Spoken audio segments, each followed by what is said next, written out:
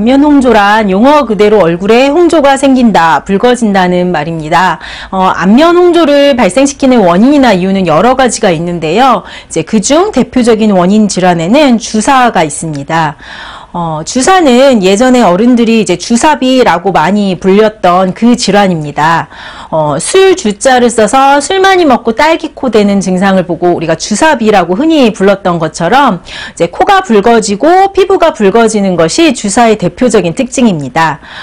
주사는 몇 단계를 거쳐서 진행이 되는데요. 발병 초기에는 붉어짐이나 홍조만이 이제 간헐적으로 가끔씩 나타납니다. 체온 상승이나 감정이 변화할 때, 긴장할 때, 술 마셨을 때, 햇볕 등에 노출되었을 때 등등 이제 가끔씩 간헐적으로 붉어지는 증상으로 시작을 해서 만성화될 경우 홍조는 점점 심해지면서 이제 지속적으로 붉은 증상이 유지가 되고요. 모세혈관 확장까지 동반이 되게 됩니다. 더 심해지면 이제 염증성 구진과 농포가 나타나는데, 극심한 경우에는 염증성 구진이 이제 결절이나 조직의 증식으로 이제 바뀌어서 피부가 변형되고 통증이 동반될 수도 있습니다. 구진이나 농포, 염증성 결절, 조직의 증식, 이 정도까지 발전하면 누가 봐도 주사임을 인지는 하지만요.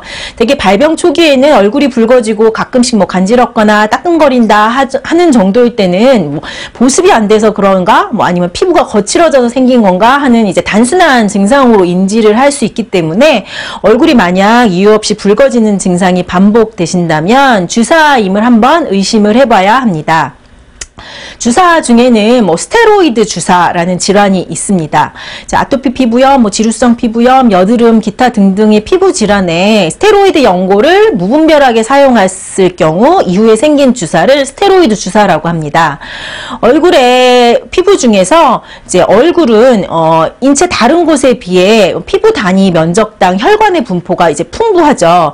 그래서 이제 얼굴에 상처가 나면 다른 곳보다 상처가 훨씬 빨리 아무는 이유가 이런 혈관 분포가 풍부해서 재생력이 좋기 때문입니다.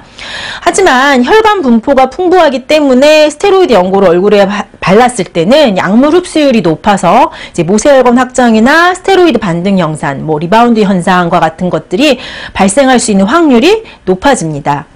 약물 흡수가 높은 얼굴에 스테로이드 외용제를 사용한 후에 이제 얼굴에 홍조나 모세혈관 확장, 가려움 등이나 열감 등이 동반되는 증상을 스테로이드 주사라고 정의를 하고요.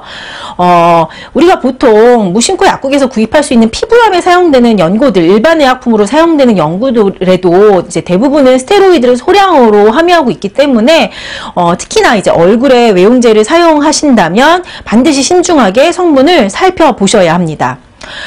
주사는 서양의학적으로는 자연 치유가 힘들고 치료하지 않을 경우에는 점진적으로 심해지지만 치료에도 반응을 잘 하지 않는 것으로 알려져 있습니다.